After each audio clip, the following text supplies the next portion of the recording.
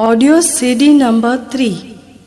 Director of Information and Public Relations, Shri Prahlad Jadhav, once at Mantralay, Mumbai, gave a magazine, namely Harmony, to Mr. Borkar, published by an association of IS community, and Shri Ramesh Chandra Kanade, Principal Secretary, Protocol, Government of Maharashtra, who was its editor. Mr. Prahlad Jadhav asked back for his magazine, but it was worth reading, and Mr. Borkar had come across with its editor, who was then a principal labor secretary and instrumental in drafting a code, abolition of child labor in the state. So many times he had been in his office and press conferences. Issue did impress Mr. Borkar. When asked for its copy, Mr. Jadhav questioned Mr. Borkar what he understood from the article staying fresh.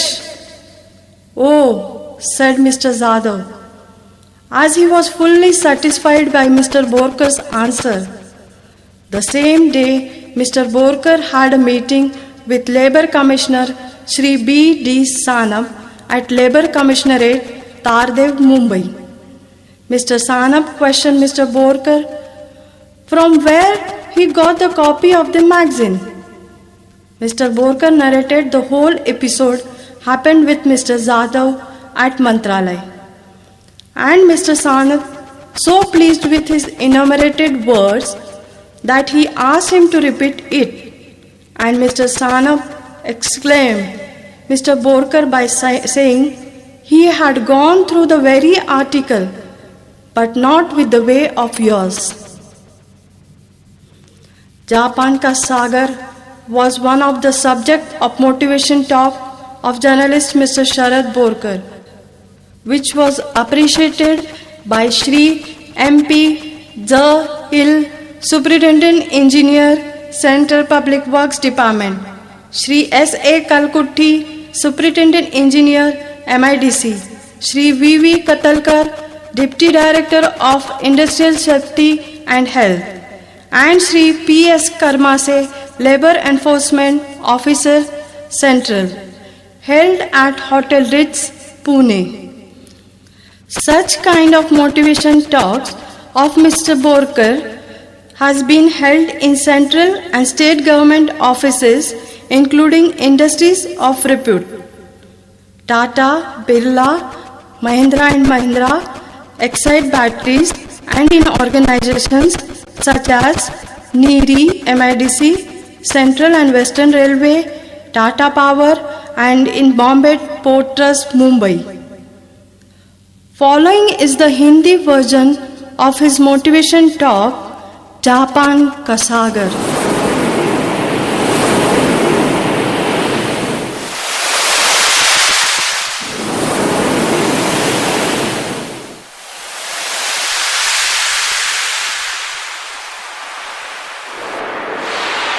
Japan का सागर। सागर एक जैसे होते हैं,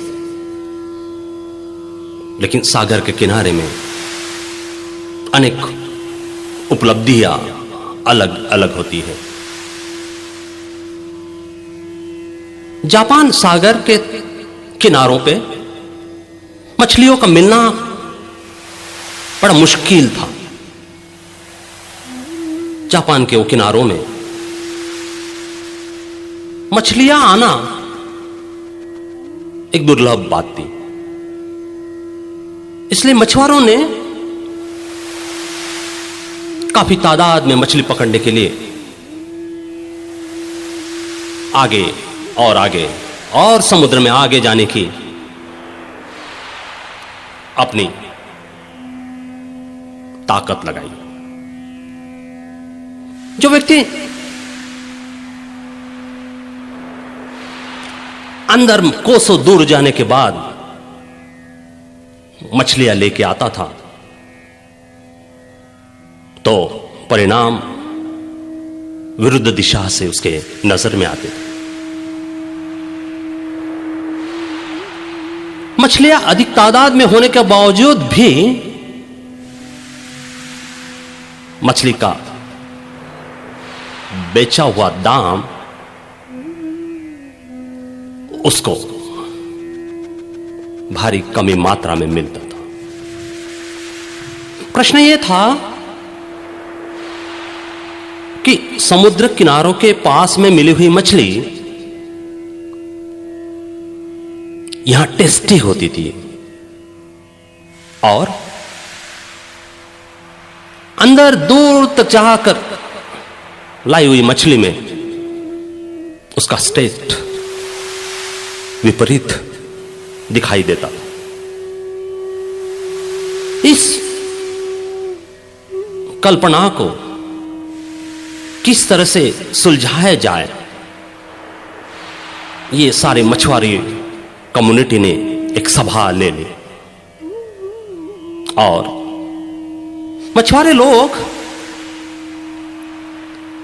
पहाड़ी की वो खोल दरी में रस्सी डालकर मछली सागर किनारे के वो तट से ही वो किनारे से लेके आने में अपना प्रणाम दिखाने लगे। जो लोग सागर के किनारे से मछली लाकर बाजार में जल्द से जल्द बेचने में अपनी कृति निभाते थे, उनको मछली के भाव अधिक अच्छे मिल पाते थे। लेकिन दुर्लभ मछली का किनारा होने से जापान के लोगों को आवश्यक वहां मछली पूर्ति होती नहीं थी। इसलिए मछुआरे नहीं तो जापान का पार्लियामेंट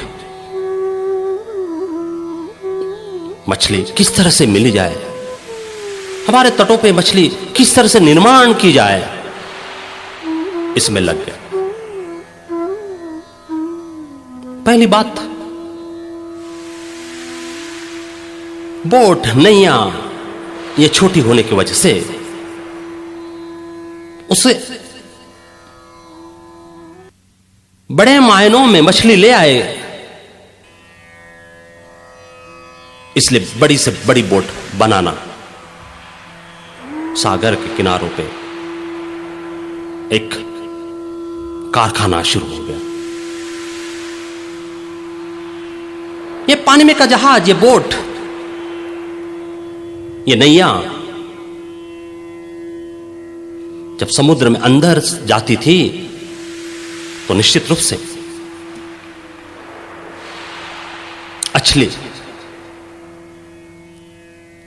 मछलियों का लाना सुलभ सा हो जाता था। किंतु प्रमाण में भारी कमी आने वाले किनारों पे मछलियां भारी दाम पे बिकी जाती थी और जापान के लोगों को मछली के लिए दुगुना भाव देना पड़ता था। बाजार में इस तरह की बातें होने से मछुआरों ने कुछ व्हाइट कॉलर लोगों को भी अपने सभा में आमंत्रित किया और जापान के व्हाइट कॉलर वाले लोग मछुआरे के वो सभा में अपने उपस्थिति देने हाजिर हो गए। सभा में प्रश्न आया कि हमारे देश की उपलब्धि के लिए हम अधिक से अधिक तादाद में मछली सागर के किनारों पे किस तरह से लाने में समर्थ होंगे, और जो इंजीनियर्स थे उन्होंने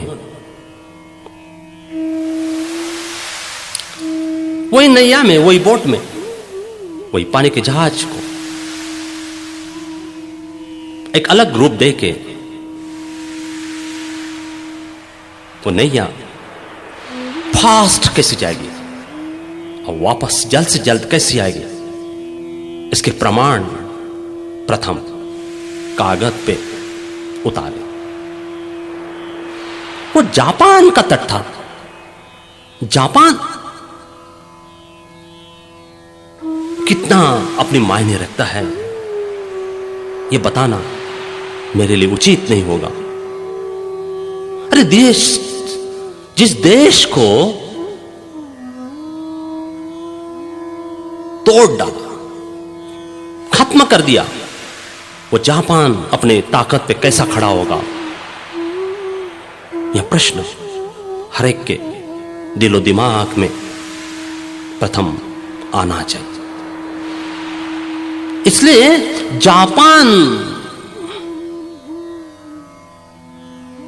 जापान को सर्वश्रेष्ठ जापान कहने के लिए वहां के लोग जिम्मेदार हैं। वहां के लोगों ने एक ताकत लगाई और जापान को देश में एक सर्वभौम राष्ट्र करके संसार के सामने लाने की अपनी कृति निभाई। समुद्र में नैया काफी अंदर जाती थी, उसका स्पीड, उसकी ताकत, उसका वापस आने का जो एक समय था वो पहले दुर्लभ, वो नैया से काफी अच्छा था। लेकिन अब मछुआरे काफी अंदर जाने लगे और मछली ज्यादा से ज्यादा ताकत में, वो तादाद में पकड़ के लाके बेचने की अपनी अहम भूमिका निभाने लगे। ज्यादा से ज्यादा मछलियां जापान समुद्र तट पे आती तो थी, किंतु आने और जाने में जो समय लगता था उसमें वो मछलियां डल हो जाती थी। इसलिए उस मछलियां का टेस्ट जापान के लोगों को अच्छा लगता नहीं था। फिर मछुआरी लोगों ने उसके पे विचार किया और फिर व्हाइट कॉलर लोगों को बुलाया अपने सभा में कि वो क्या मदद करना चाहते हैं। हमारे देश में व्हाइट कॉलर लोग मछुआरों के वह टापू में जाके उनको मदद करेंगे, इस पर मेरा विश्वास नहीं। जापान राष्ट्र बनने के लिए सब लोग एक है। हमारे राष्ट्र में कम्युनिटीज है, इंजीनियर कम्युनिटी, कास्ट कम्युनिटी। हमारे यहां आईएएस की भी एक कम्युनिटी है। आईएएस कम्युनिटी तो सबसे अलग है। उनका काम शासन करने का है। मुझे कोई कह गया एक बार, एक जमाने में लोग ठाकुर की योनि से जन्म लेते थे और अपने आप को ठाकुर कहलाते थे। आज जमाना बदल गया।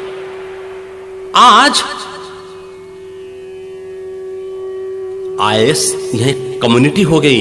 एक आईएएस आदमी दूसरी आईएएस लड़की से ही शादी करता है।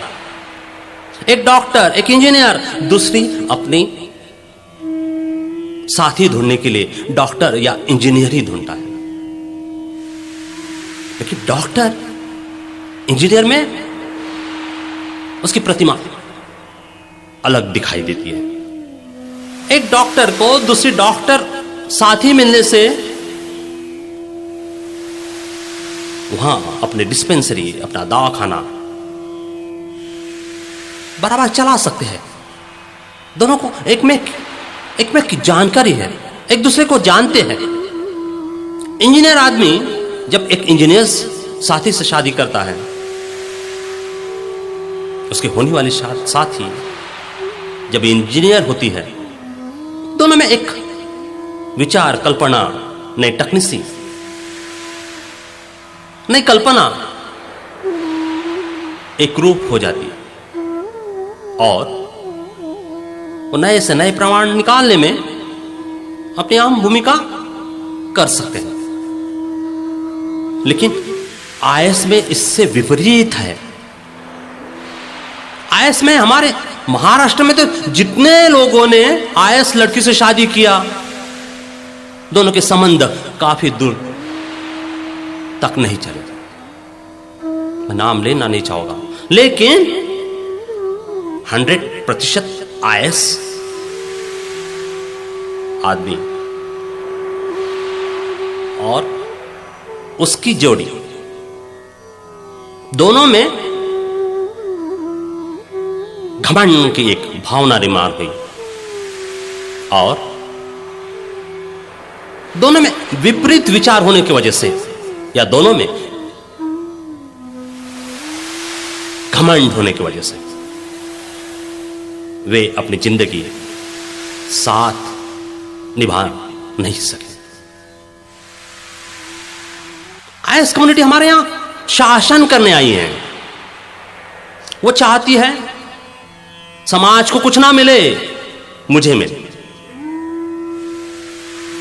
जापान समुद्र तट पे, सापान सागर किनारों पे जब मछलियां मिलना कम हो गया तो मंत्रालय से आईएएस ऑफिसर तक के वहां आए कि हम लोग इन मछुआरों की मदद किस तरह से की, हम इस मछुआरे को किस तरह से मदद करने में अपनी अहम भूमिका निभा पाएंगे। हमारे यहां मंत्रालय से कोई आईएएस ऑफिसर बाहर कहीं जाके किसी को मदद करने के लिए कभी कल्पना भी नहीं कर सकता। वो सिर्फ आए हुए आदमी को 2 घंटे बाहर खड़ा रखना, उसे यह जताना कि मैं अफसर हूं, उसे यह बताना कि मैं राज करता हूं संसार पे, उसे यह बताना कि वो जमाने में लोग जन्म लेते थे ठाकुर की योनि से, हमने आईएएस की योनि से जन्म लिया। और जिस समाज के मुआयंदे को हम लोग हमारा प्रतिनिधि कहते हैं, वो प्रतिनिधि हमें डुबाने के लिए अपनी भूमिका निभाता है, ये मुझे बार बार कहना पड़ेगा। मेरे अनुभव तो बड़े विचित्र हैं।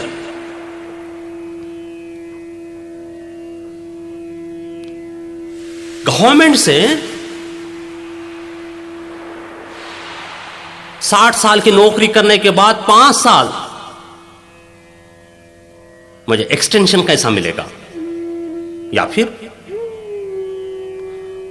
मैं किसी तो भी गवर्नमेंट के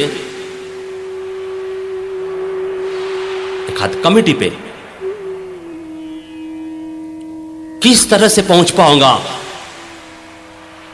और जिंदगी पूरी मैं लाल लाइट की गाड़ी में कैसा घूम पाऊंगा, यही विचारों ने उन्हें सीमित किया है।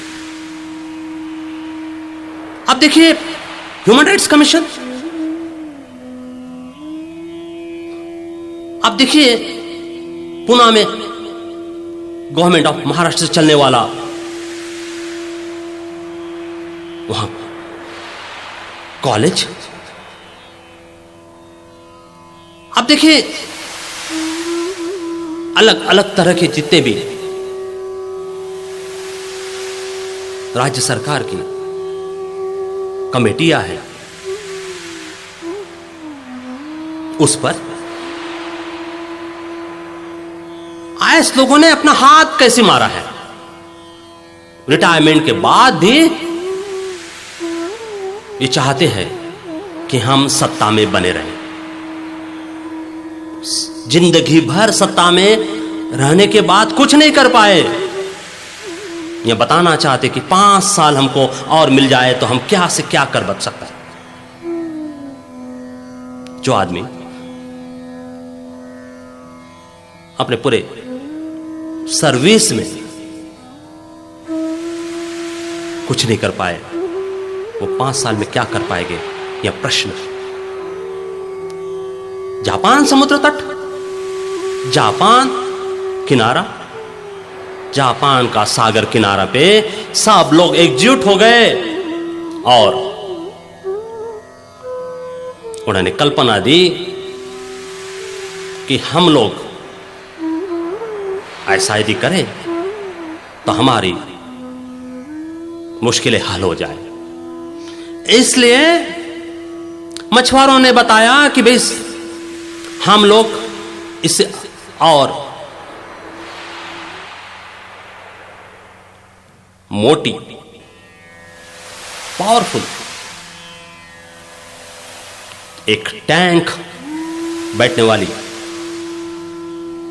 बोट बनाएंगे, जिसमें हम लोग 3 या 4 दिन की मछलियां रख पाएंगे और उस टाकी में मछलियां होने की वजह से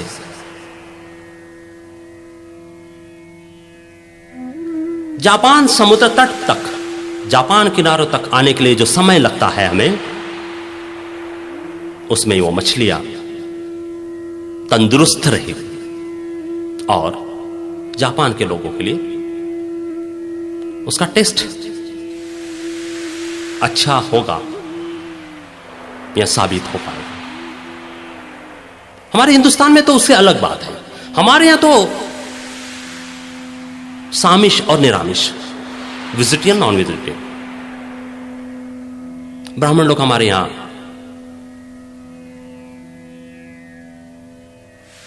मटन मच्छी खाते नहीं। लेकिन हमारे यहां बंगाल में एक ऐसी कम्युनिटी है जो मछलियों को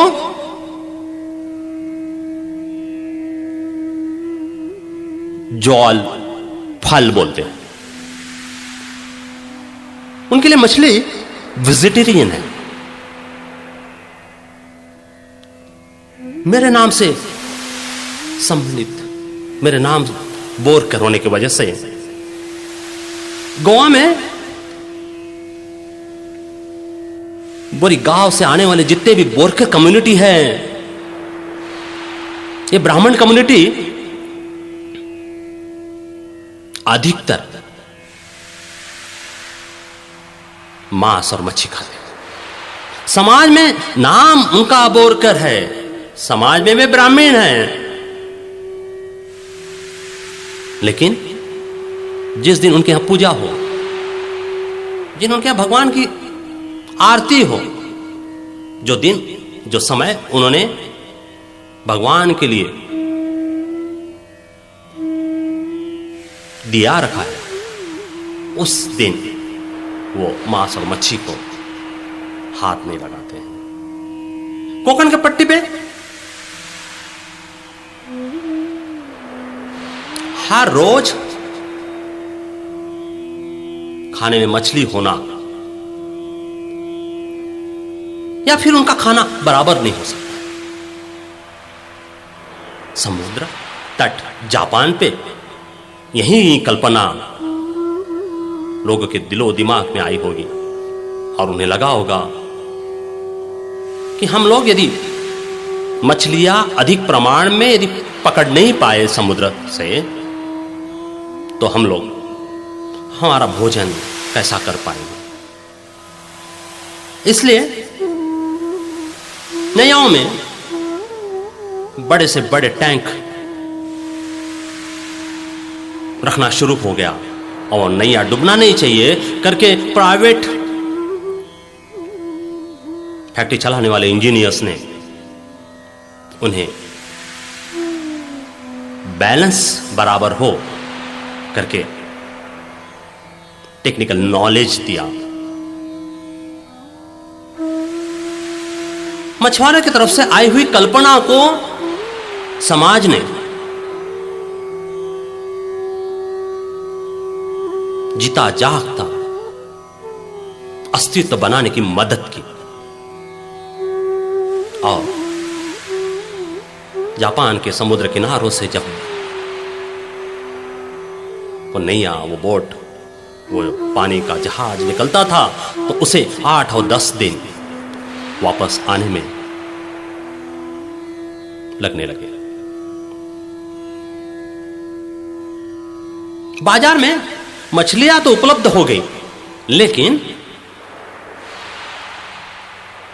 अब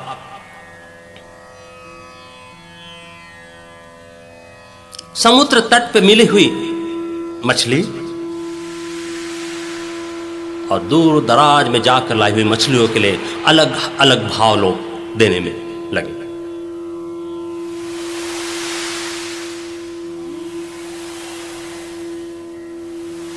समुद्र के नजदीक मिलने वाली मछलियां ताजी होती थी और 8 और 10 दिन के बाद समुद्र तट पे आने वाली मछलियां का टेस्ट कमजोर होने लग गया। इसलिए जापान के लोगों ने पानी की टाकी के बदले में बड़े से बड़े फ्रिज अपने बोट में लगाना शुरू कर दिया और मछली पकड़ने का वो व्यवसाय, वो धंधा, वो कार्यक्रम अधिक बड़े पैमाने पे चलने लगा। अब जापान के लोगों की आवश्यकता तो पूरी होगी, उन्हें जितने प्रमाण में मछलियां की जरूरत थी वो प्रमाण उनका बैलेंस हो गया,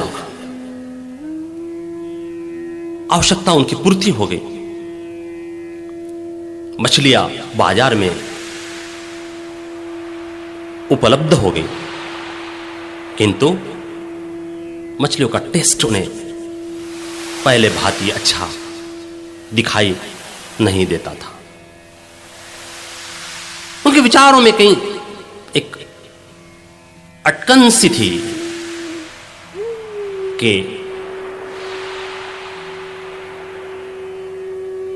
पहले खाने वाली मछली और ये दूर दराज से लाने वाली मछली में कोई टेस्ट में अंतर दिखाई दे रहा है, ये टेस्ट अच्छे नहीं है। ये प्रमाण मुझे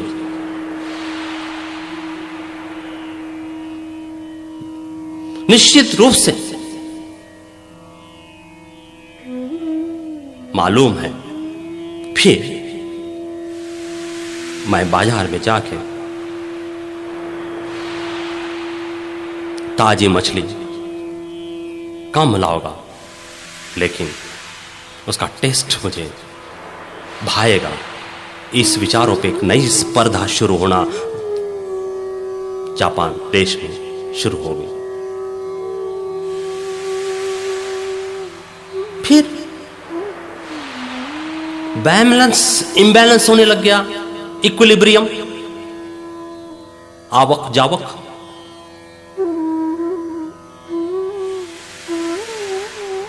मछलियां तो ज्यादा प्रमाण में पकड़ी जा रही थी, लेकिन बाजार में उसका उठाव कम होने लगा।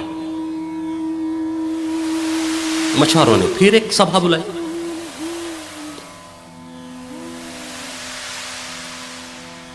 मछुआरे ही सभा ले सकते हैं।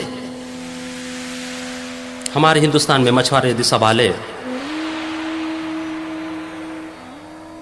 तो लोग उनके बेवकूफ समझेंगे। व्हाइट कॉलर वाले लोग हमारे हिंदुस्तान में सभा, कल्पना, विचार, नॉलेज ये उन्हीं के पास सीमित है। ये उनका दृढ़ विश्वास है। लेकिन ऐसा नहीं हुआ। पहले यदि मट्टी खुदाई की और यदि इस जमीन में, ये काली माटी में, इस कलर के मट्टी में अंदर में पानी है बताने वाला आदमी इंजीनियर नहीं था, वो खलासी था। कहने का मतलब पानी किस मिट्टी को देखने के बाद अंदर में हो सकता, ये बताने वाला आदमी इंजीनियर नहीं था, वो बताने वाला आदमी खलासी था, वो मजदूर था, वो अनस्किल वर्कर था। और वो इंजीनियर्स को बताता था कि साहब आप यहां खुदाई करो, यहां आपको पानी मिलेगा। और बाद में जब उस मट्टी के प्रमाण को लोगों ने जानना शुरू किया तब वो चीज किताबों में आई। कहने का मतलब नॉलेज यहां प्रथम अनुभवी व्यक्ति को मिला, बाद में वो किताबों में आया। इंजीनियर समझे उनके पास काम करने वाले जो मजदूर है उनको वो इज्जत दे। और जापान सागर तट की यह कल्पना, यह विचार, यह अनुभव वो अपने आप में आत्मसात करें।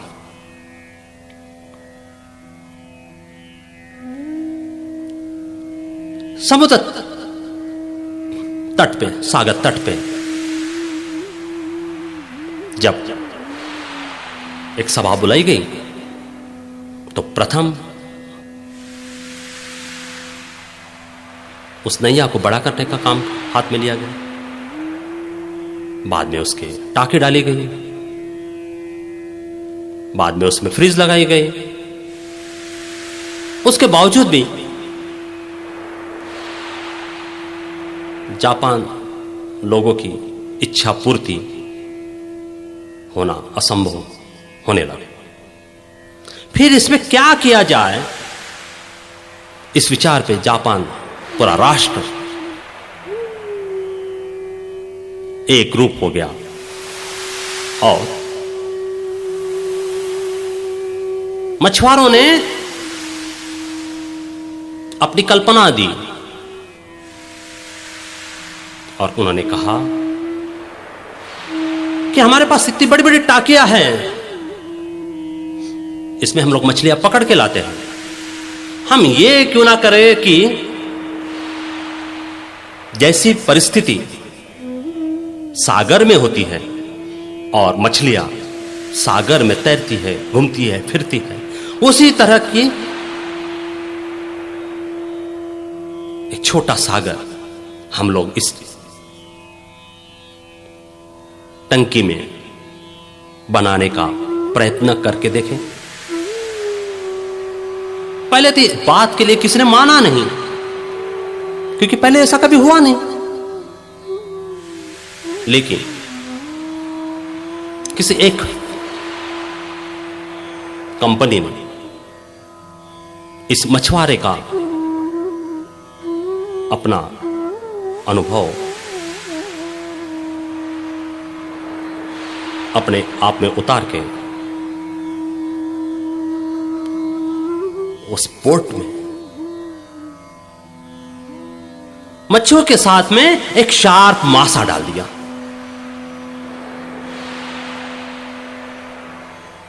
अब वो शार्प मासा, शार्प मच्छी ताकतवान वो शार्क जब पकड़े हुए मछली को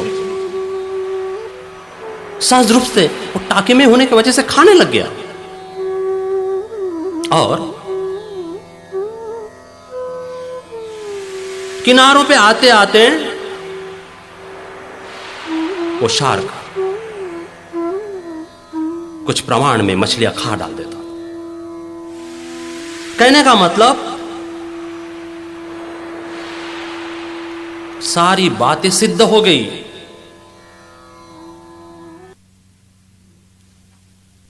सागर तट से इस बोट का 8 और 10 दिन का जो प्रवास था वो अब महीनों महीनों चलने लगे। लेकिन शार्क मासा वो शार्क आते समय में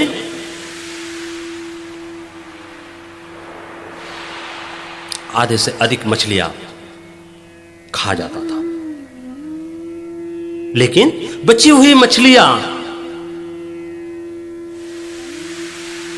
काफी सशक्त, ताकतवान और टेस्टी जापान के लोगों को दिखने लगी। एक कंपनी के साथ में सारे कंपनियों ने एकजुट होकर अभी क्या किया, अपने टाके में एक शार्क मासा डालने की एक कृति निभा ली और वो शार्क मासा, वो शार्क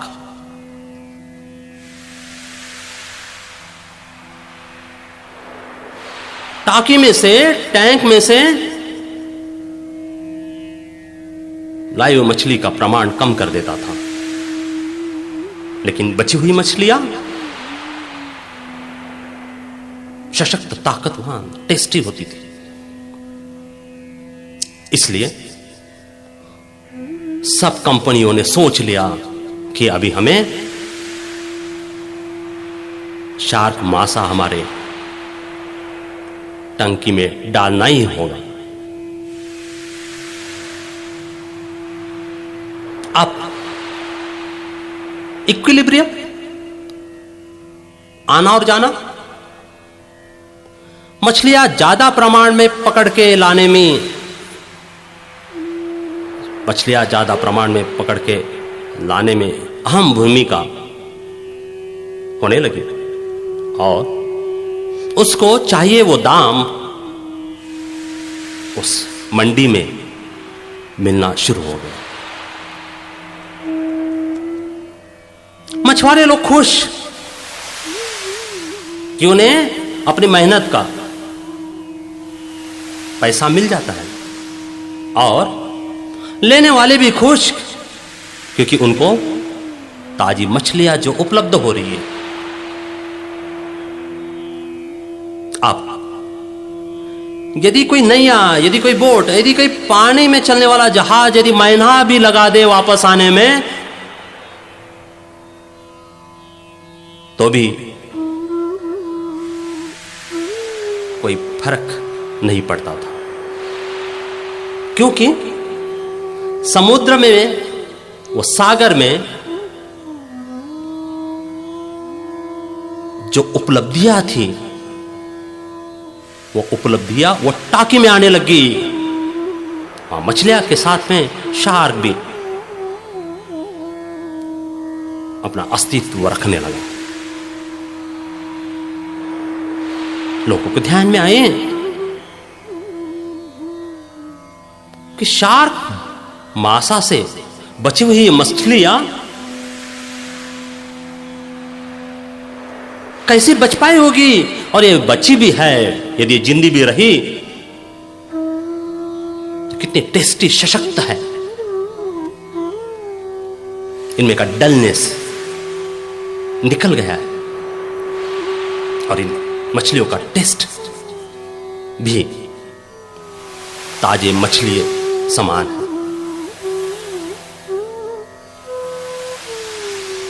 हर एक आदमी को जापान के ऐसा लगा कि ये मछलियां आने बाने की परिस्थिति में, इमरजेंसी में, डर में, एक खौफ में जब शार्क मासा के सामने आती है तो ये चल बिचल होकर भागने लगती है और शार्क कुछ मछलियों को पकड़ लेता है और कुछ मछली छूट जाती है। जो छूट जाती है वो हमें खाने मिलती है। वहीं समुद्र तट तक आने में अपनी भूमिका निभा सकती है। अरे भाई, हम भी मानव हैं, हमें भी किसी एक शार्क ने जन्म लेना चाहिए। एक शार्क को हमने अपने पास रखना चाहिए ताकि हम चंचल बने, हम डल ना बने। इमरजेंसी में देखिए, इमरजेंसी में यदि एक आधी कोई गाड़ी यदि लेट हो जाती थी तो उसे बुलाया जाता था। इमरजेंसी में यदि आदमी एक हाथ 10 बजे की जगह 10:05 को अपने सीट पे पहुंच नहीं पाता था तो उसकी मुश्किल खड़ी हो जाती थी। लोगों को हिंदुस्तान में इमरजेंसी के समय में काफी परेशानी हुई। लोग स्वर्गीय इंदिरा गांधी के खिलाफ में गए। इमरजेंसी लगाने के लिए स्वर्गीय इंदिरा गांधी को उसका भुगतान करना पड़ा। उसको लोगों ने क्या क्या नहीं कहा, लेकिन जो प्रगति हिंदुस्तान में इमरजेंसी में की गई वो प्रगति हमने और कौन से भी दूसरे समय में नहीं की। एक शार्क मासा टंकी में होने की वजह से बची हुई मछलियां सशक्त, ताकतवान,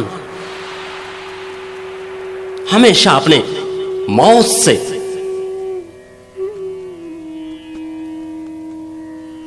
कब मिलोगी इसका विचार करने लगी और सोते समय भी वो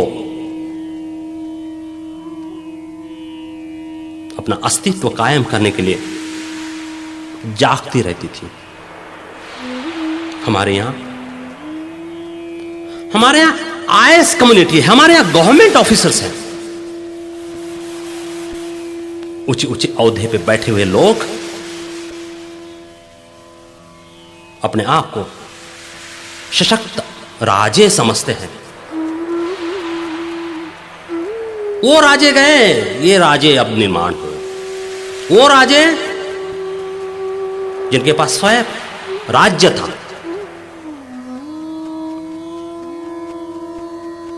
वो समझते थे यदि हमने थोड़ी सी गलती कर दी, यदि हम आलसी बन गए तो दूसरा राजा आके हम पे चढ़ाई कर लेगा।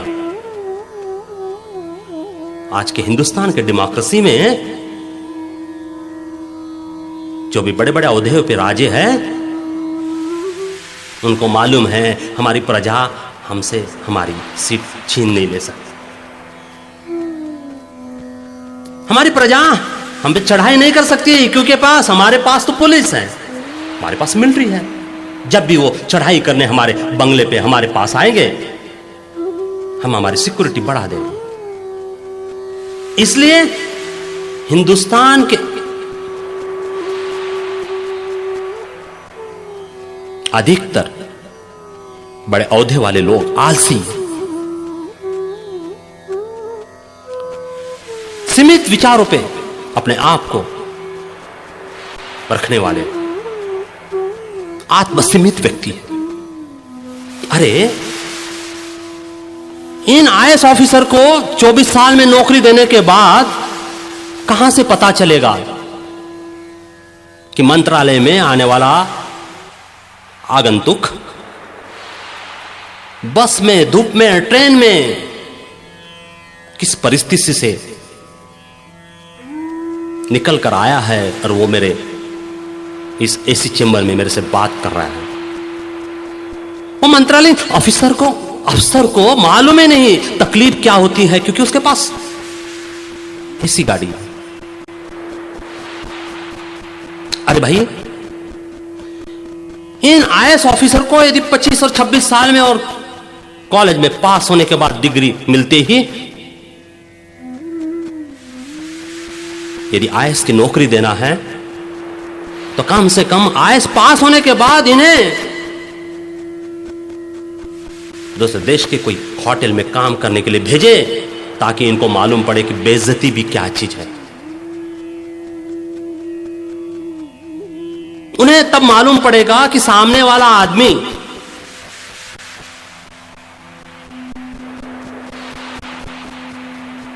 क्या सोच के हमारे दफ्तर में आता है और हमें उसकी क्या मदद करनी चाहिए। जापान सागर पे